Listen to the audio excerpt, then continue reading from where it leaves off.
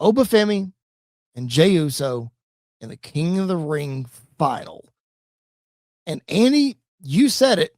I don't know how in the world that you get out of this without Oba Femi winning. I just don't. However, all the seeds are planted for Jey Uso to win. I feel like Oba Femi is a huge underdog in this match because, to an extent, yeah, because of the way that, look, they've been building all these side quests for Jey Uso. Well, when Jey wins this, when Jey wins that, when Jey wins this, when Jey wins that. What is it for Oba? The only thing that we got was him saying today on Raw to Jey Uso, "You're not the family member that I'm worried about." Okay, we know that you're going after Roman Reigns. I get it. So when you go after Gunther when he beats Cody Rhodes, it's not going to make a lot of sense. But Andy, Oba makes too much sense. You can't pin him with Jey Uso. No. But if Brock comes out and attacks Oba, it makes no sense from a Jey Uso perspective. Like, why would he do that other than just to get back at Oba? The scenario that I thought might happen, this is a way to get out of this, is you have Brock show up today on Raw, jump Oba. He's not cleared to compete on Saturday. There has to be a replacement. Insert whoever it is, doesn't matter, and Jey Uso just wins. Like, again, I'm trying to paint all these scenarios, Andy, of how do you get Oba Femi out of this tournament, because I think it was a huge mistake to put him in it to begin with.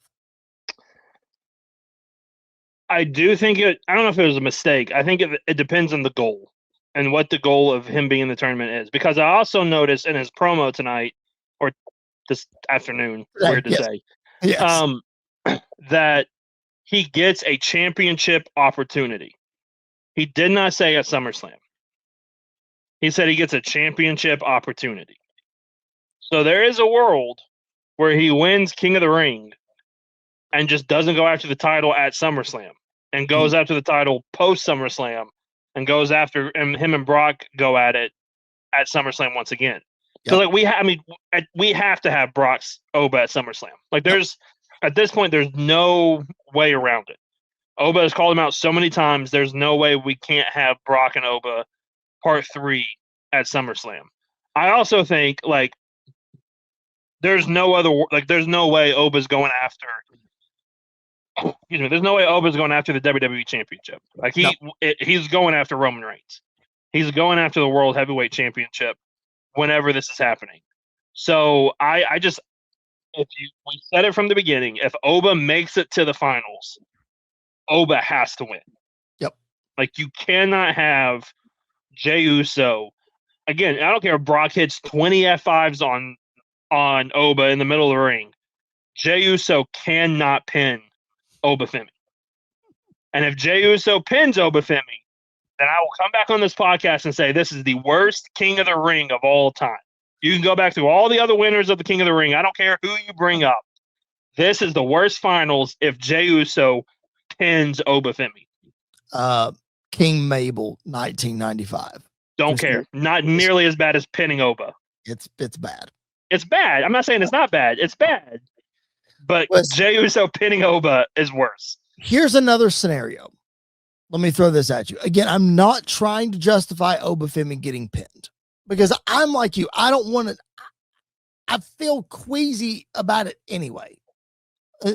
Whatever it is. Oba could win this tournament and then Brock can attack him afterwards and we can delay whatever we get. Here's another scenario though. We saw last Monday on Raw a backstage interaction between Roman Reigns and Jacob Fatu. And we saw Roman whisper something to Jacob Fatu.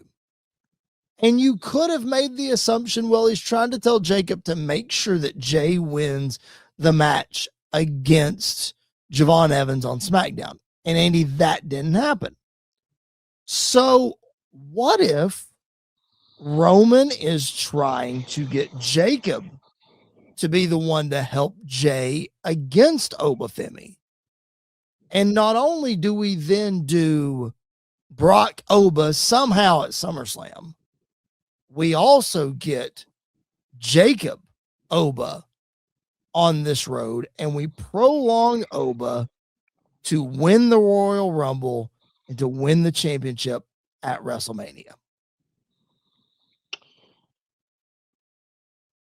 If it still ends with Jey Uso pinning Oba, then no. Like I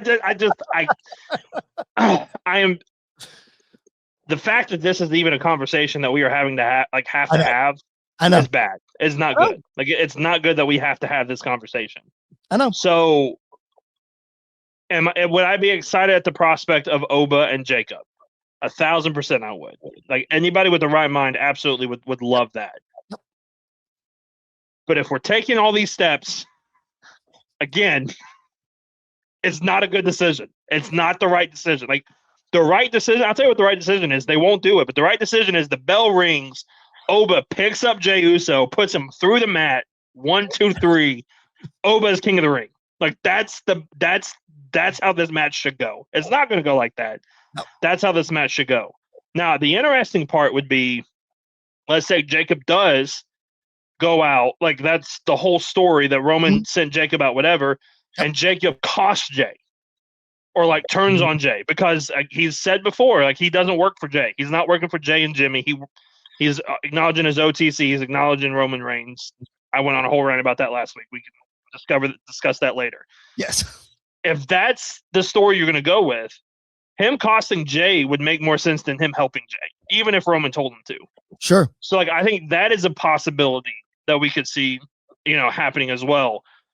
But at the end of the day, when that show goes off the air, Oba needs to be wearing the crown.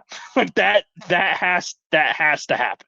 Well, Andy, you're not going to have to wait very long because the King and Queen of the Ring finals are both airing on the first hour of the show on ESPN. So an even more of a reason for Oba Femi to not get pinned in this match, but even more of a reason for Brock Lesnar to show up on the first hour of the show in some way, shape, or form coming up on ESPN this Saturday.